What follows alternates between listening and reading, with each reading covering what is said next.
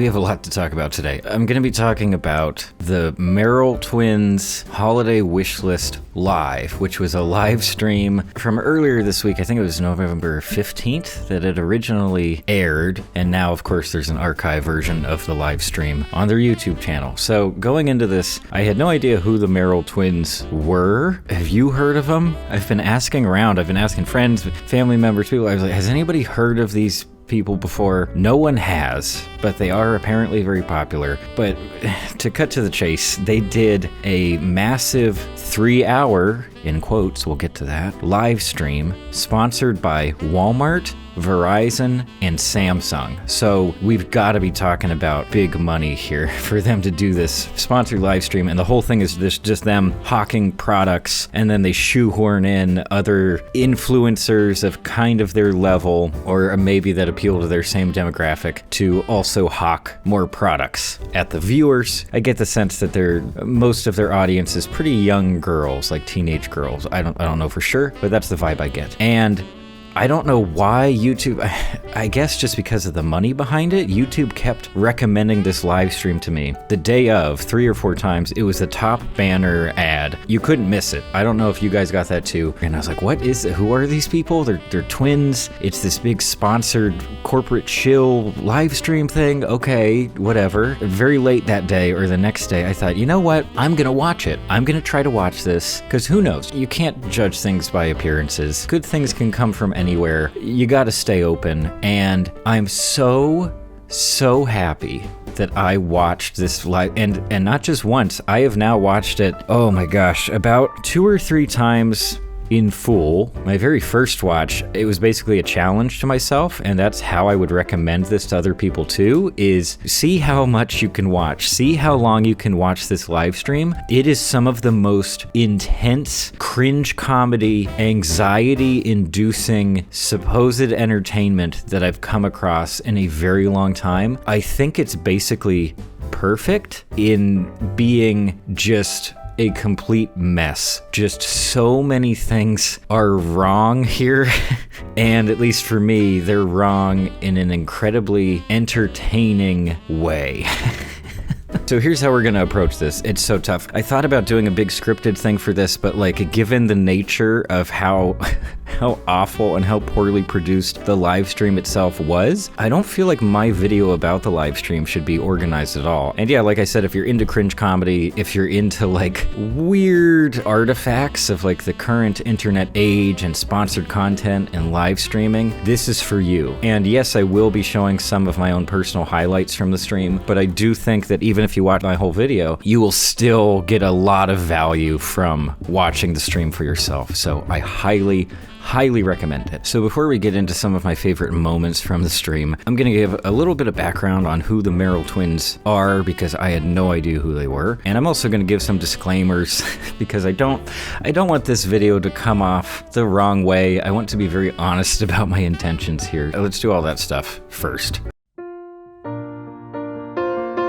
Who are the Merrell Twins? Identical twins, originally from Kansas City, I believe.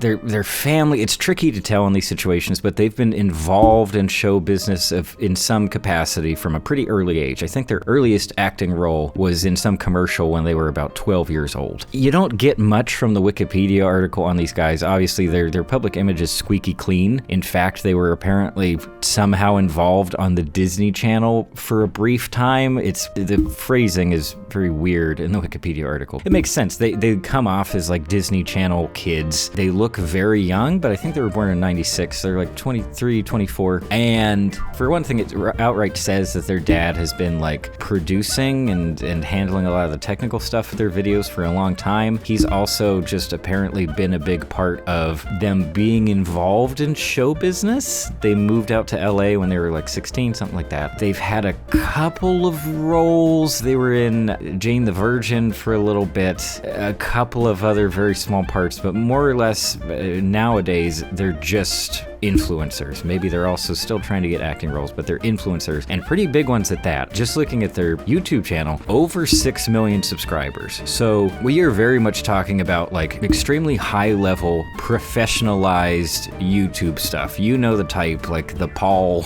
brothers, those Netflix and people like that, where, at least in my experience, they don't tend to make very high quality stuff, but they have a following and they're monetizing that following. Their channels might even get bought out by like major media companies because they see it as an investment opportunity. Basically, they're not the underdogs, and that's something I need to make clear from the very start. There's a possibility, I'm certainly not implying anything here, it's all just speculation. I get the sense that their dad is kind of a stage dad and that he's been pushing for them to be in show business. Maybe that's not true. As we all know, there's a bit of a history to like specifically fathers or parents in general really pushing their children very, very hard from an early age via potentially abusive relationships for the sake of monetary gain, vicarious accomplishment maybe. You know, parents who treat their children like resources who can benefit them in some way. I'm not saying that's what's happening here. The question was raised in my mind, and the dad does show up. Don't you worry, he's in the stream,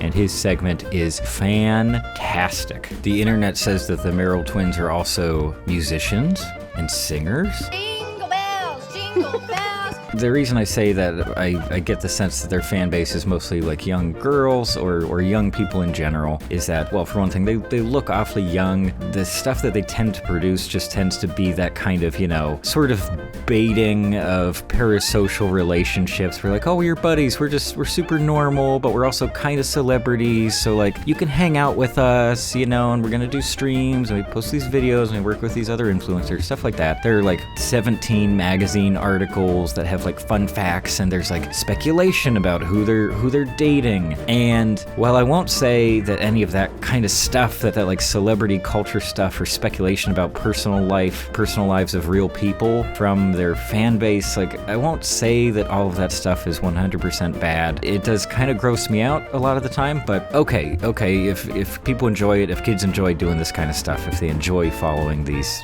celebrities, whatever. But then when we get into the area of, yeah, those potential parasocial relationships with those influencers, and especially when those influencers are advertising extremely heavily to their fan base, the ethical stuff starts to become a much bigger issue, which we can't get into right now in its entirety, but I just wanted to put that out there because this whole thing is just 100% advertisement. Just buy this. This is something you'll probably buy this for a family member, stuff like that. They have multiple different ways for the viewers of the stream, live or archive version, to immediately get links to the products on the sponsor websites and stuff like that. So, like I said, they're not the underdogs. I'm also not just out to tear them down, and specifically I wanted to mention that it's a pretty well-established thing at this point that the entertainment industry as a whole, which includes influencers now and social media stuff, it tends to be very unkind, well, to people in general, but especially to women, people who are members of marginalized groups. Like,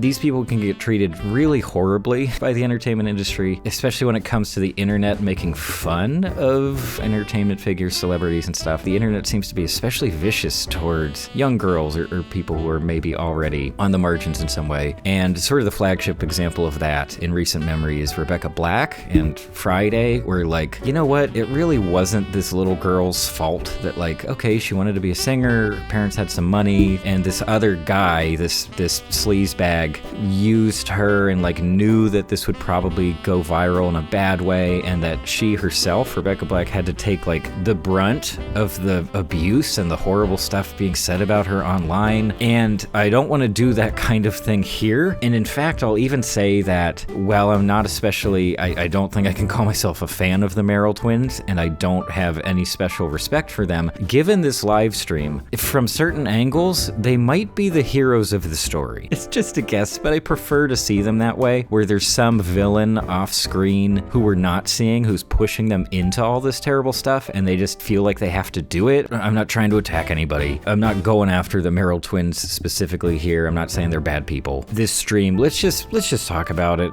I'm hitting the button. It's time to talk about the stream. Okay. So I've been so excited since I first watched this stream. I've been sending links to everybody. I've been talking to friends, forcing friends to watch it and stuff. Just like, you have to see this. You have to see this. It's wonderful. Like, it's so perfect. Yeah, I've just felt very buzzed about it. I knew I had to make some kind of video, even though this isn't quite in line with what I usually make. The holiday season is apparently a very big time for YouTubers, especially professional YouTubers making significant amounts of money from their channel. I understand the original incentive to do this stream. Whether or not the Merrell Twins Incorporated, or whatever their LLC is, whether they approached all these big brands to do a sponsorship, or whether all of these brands happened to approach them, I have no idea. I have to imagine they put out just a huge amount of money for all these sponsorships, because the whole thing, there's never a break. It really is just sponsorships the entire time. And on top of that, if you're just watching this on a normal YouTube account without the, very expensive, $15 a month YouTube Red or Premium or whatever they call it now, there are so many ad breaks in this stream. I assume they weren't there live. I didn't watch it live, but when you watch the archive version, I'd have to go back and check the numbers, but it feels like roughly every 3 minutes, maybe every 5 minutes on average, you have ads for, oh look, it's Walmart, oh look, it's Verizon, Samsung stuff. I don't know, when I see other creators do like sponsorships at the front of a video, even if these creators tend to put a bunch of ads in their videos anyway, if they're doing sponsor content, they will roll it back. They'll be like, you know what, I'll have way fewer ads, or I just won't put any ad rolls in because I'm essentially doing an ad in the video itself. But here, no. We're going ham. Just as much advertising as they could jam into this thing. They do say in multiple places that this was a 3-hour stream. They say it in the stream, I believe. For making this 3-hour extravaganza possible. It's in the description of the stream still. Check out the time code. Not quite 3 hours, and I have no idea what happened there. They even comment on this, sort of, towards the middle of the stream where they're like, how much time do we have left? How much time is left? Okay, it's 5:05. That means we have some time left, but not a lot of time. We have 2 hours left. I don't know if they didn't have enough planned. I don't know if a lot of the segments just ran short, but that brings us to the root of the matter, which is that this stream is so poorly produced. It makes my stuff look professional. It's very hard to research this. I couldn't find like a specific production company attached. I figured maybe they hired people to run cameras and stuff, and they rented a studio space or something like that. I can't find anything. So at this point, I have to assume they were doing it themselves, like they already have some crew people or something like that that they can use consistently, or maybe dad and the rest of the family were just like running around working cameras and stuff. It's a train wreck. It is a train wreck in the most beautiful way. One of the biggest things is just timing, and I get that I know this stuff must be difficult. Just the logistics of live production, and you have to have live switchboards going, and you have multiple cameras going, you have to switch those around, you have to have someone running the show, calling the shots, you have to have talented people who know what they're doing, who've worked in live production before. At times it almost feels like nobody is behind the camera. There are moments when it just feels like, I don't know, a cat sitting behind a tripod, and they were like, that'll be fine. There's... Yes, I'm sure it's difficult, but at the same time, 6 million subscribers. You guys are making money. This is a massive sponsored stream. Could some of the sponsorship money from Walmart, could that not have paid for, like, I don't know, USC students who know how to work cameras and sound to come out and be like, hey, we'll help you out? I do not get the sense that anyone was in charge here. I don't feel that there was any sort of real plan. They don't seem to have any experience at all with this level of live production, and the results are absolutely fantastic. I wouldn't have it any other way. So one of the biggest problem points on the production side of things is just audio. Woof. Especially early in the stream, they just don't know what the levels should be, and even throughout the stream as a whole, the levels are much lower than they should be. They're not normalized, which is a thing it's a thing where you basically have it at like an industry standard volume. It's not technically volume, but That's what we'll say here. So everything sounds like the same level. A show should sound about as loud as a commercial. Different shows should sound like they're at about the same levels too. Music at this point needs to all be normalized. I wouldn't have noticed it quite as much that the levels were so low, except for those constant ad roll breaks. There's so many ads and they're so loud. All of a sudden, it's just like, what the It's so jarring every single time. And you also have to ask yourself why Walmart thinks it needs a commercial in the middle of a giant commercial. This is difficult. This is difficult to talk about in any kind of concise way.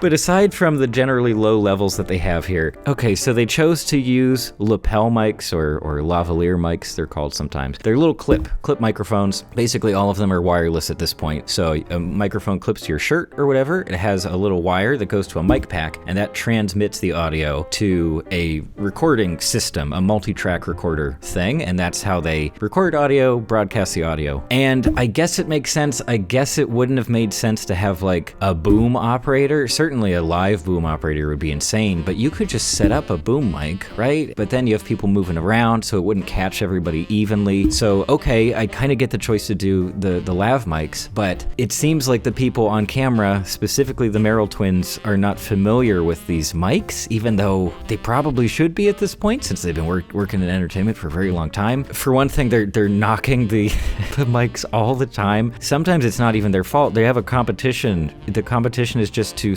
put on the largest number of sweaters in a certain amount of time. And it's like, how did they think that wouldn't mess up the audio? Like, you're literally risking bumping the microphone every single time you put on a sweater or adjust something. No! Okay, what sweater is this? Okay.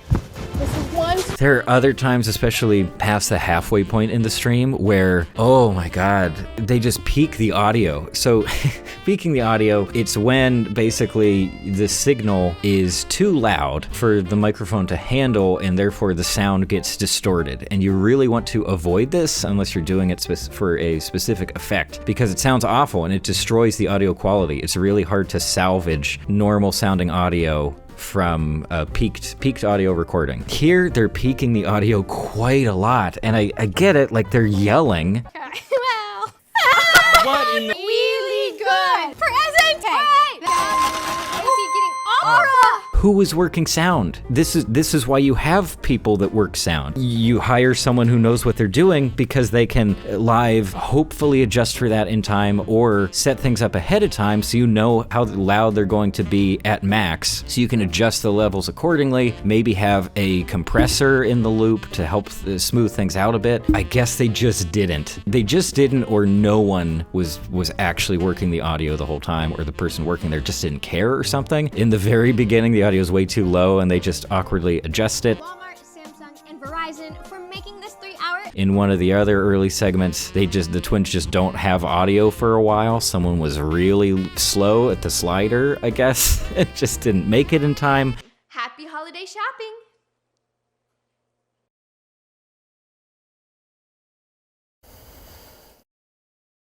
Awesome game room. Now. Oh my gosh, what else? Framing and blocking is a big thing. Again, I'm sure it's very difficult. Live production, you probably just have one set and you need to dress it and reset it very quickly in between segments, move things around, maybe move cameras. But then still, you end up with this really awkward blocking and framing, something just blocking the face of one of the people participating. And they have this tiny love seat couch. And at one point there are 4 adults on the couch. And it looks so awkward. And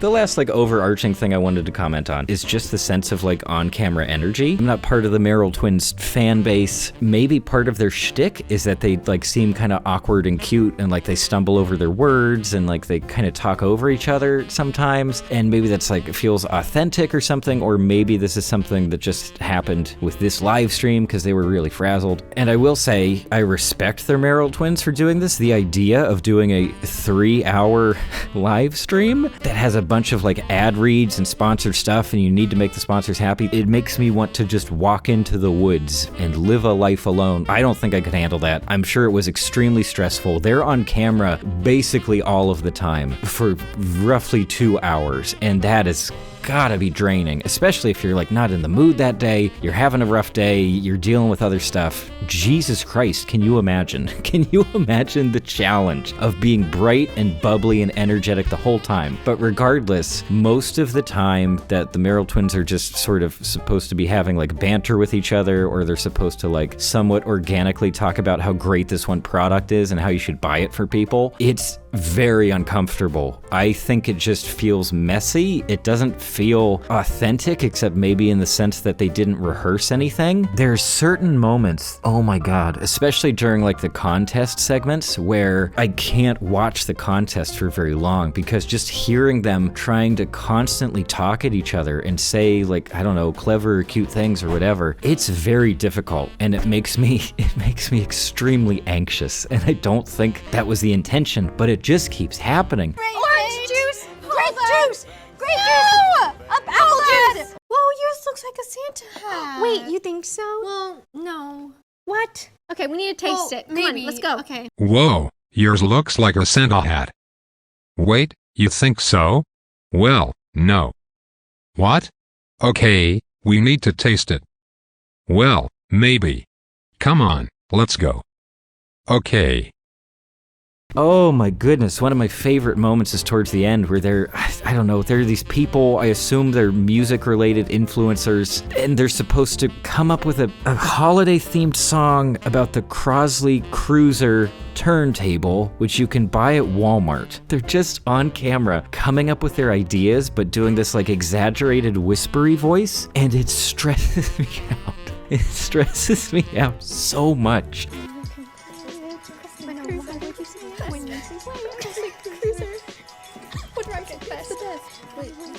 It's the rest. Crossly Cruiser. It makes my skin crawl, and I feel like, I don't know, I get like limbic system stuff. I'm getting into like fight or flight mode because it's difficult to stare at the screen and listen to this audio. What else? I guess I should talk about just some of my highlights because I've already talked for way too long about this whole thing. Epic rap battles with a W. They rap presents in a 5-minute time span. One of them raps a cotton candy maker, available at Walmart.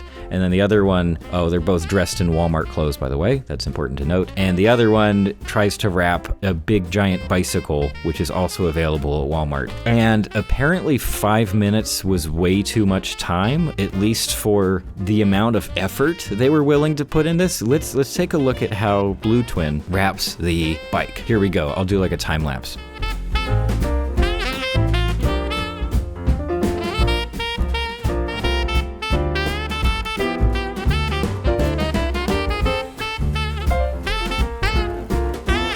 That's it. Okay, and now at this part you'll see that she's just like putting bows on it. She's like, what do I do? We have way too much time. Why did we say this would be 5 minutes? Okay, bows. Maybe I can turn it into like a comedy bit that I didn't wrap it very well. And again, the banter. Oh, the banter. I don't know how to do this. I don't really know how to do this. I don't know what I'm doing. They bring Dad on, Paul Merrell. Their segment, they have the Merrell shaver available at Walmart. And the plan is, oh, we're spin a wheel, see what hairstyle, and then we shave his face to be that hairstyle, which is kind of, I guess that's kind of a cute idea. Like, you're getting the product in there. Okay, Dad's willing, he's got a beard, he's ready to go, he's on board, he's maybe the one pushing for all this stuff in the first place. But then it just ends up like this. And one of my favorite things to do during this segment is to just keep my eyes locked on the Dad's facial expressions, because he starts out looking like this, and then towards the end of the segment, he looks like this. He just looks like either completely empty and sad, or just like actively upset about how everything is going, but still trying to kind of look normal or something. Ooh, just what's going on behind those eyes? What did it feel like to be on that set? Can you imagine? Can you imagine? What else we got? We have live painting with some guy called 1000. And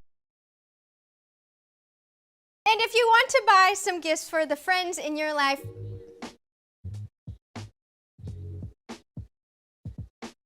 I don't know who this guy is. I don't know if he's any good. I think he's one of the funniest people on screen through the whole stream. Because for one thing, I'll let you decide, but I'll play some audio, some of the stuff that he says. Do you get the impression that he is just extremely stoned? Is it just me? Hey, welcome back, guys. Freaking missed you. Next up, the whole premise is that he's going to be doing live painting, like over on this other set, this other part of the set, the whole time, and then they'll keep cutting back to him and see this incredible painting that he produces. So aside from the painting itself, which here it is, I know that art is subjective, but like if a middle schooler did that, you would be like, wow, oh, look at that. You got like the shading and the snow and everything. But best of all, like I said, the whole premise is he's painting this live. Listen to what he says. And I think it's like the second time they cut back to him. I'm gonna let you guys in on a little secret, though.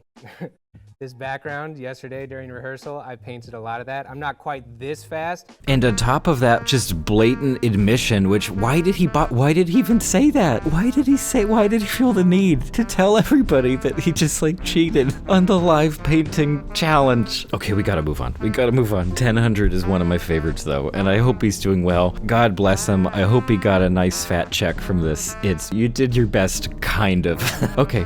Whew, this might be my single favorite segment in the whole stream is, what do they call it, like Christmas Whispers or Holiday Whispers with Alex Wasabi. He's apparently some influencer guy. I don't know if he's an ASMR influencer. I don't get that sense, because here's the thing. Based on my limited knowledge, I think that ASMR takes like a certain amount of actual skill. You have to learn what actually works, what your specific audience wants, what kind of sounds, work, what kind of mic works for you. I think there's a genuine level of craft to that, even though it's not necessarily something I really enjoy. I'm not part of this community, but I almost feel like the ASMR community should be insulted by this so-called ASMR segment. One that is very clear. It doesn't need to be spelled out.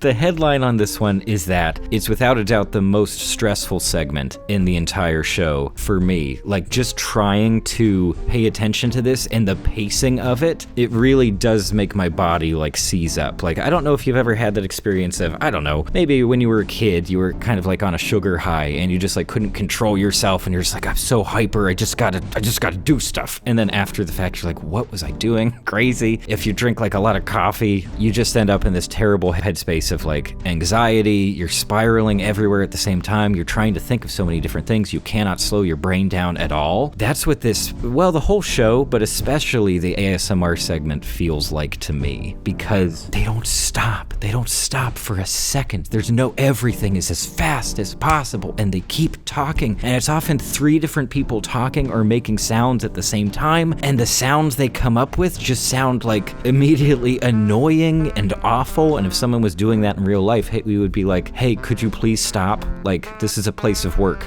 The only problem was they wanted to be triplets. It was like of course, so it's no big deal.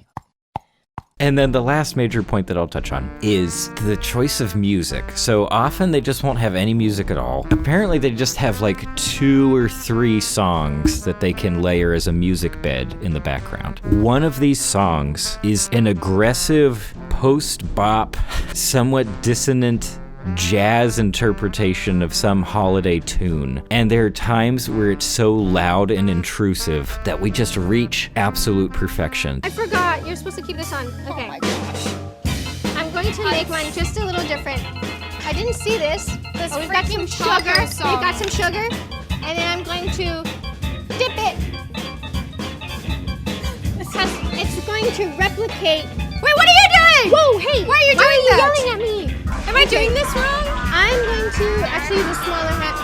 So the sugar on the frosting replicates. There are a handful of moments in this stream where everything comes together absolutely perfectly, and you just think, I will never see something like this again. Deck the halls with boughs of holly.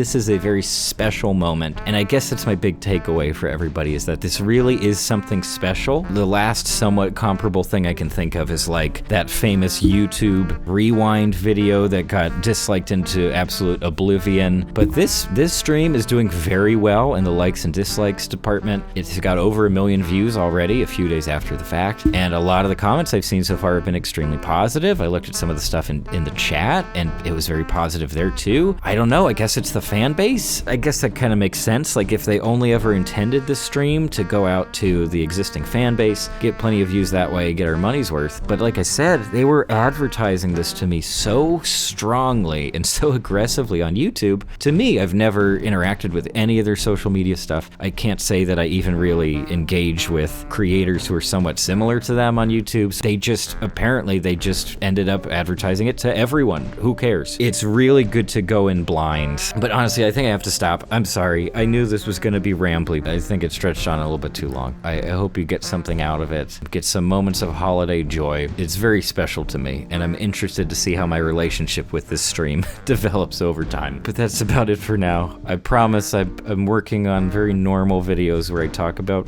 media, different shows and reviews and things like that, and animation. I just had to get this out as quickly as possible because I'm still so energized by the whole thing that I wanted to capture that moment for better or worse. But that's all. Please let me know what you think. Please have a look at this stream, and thanks for stopping by.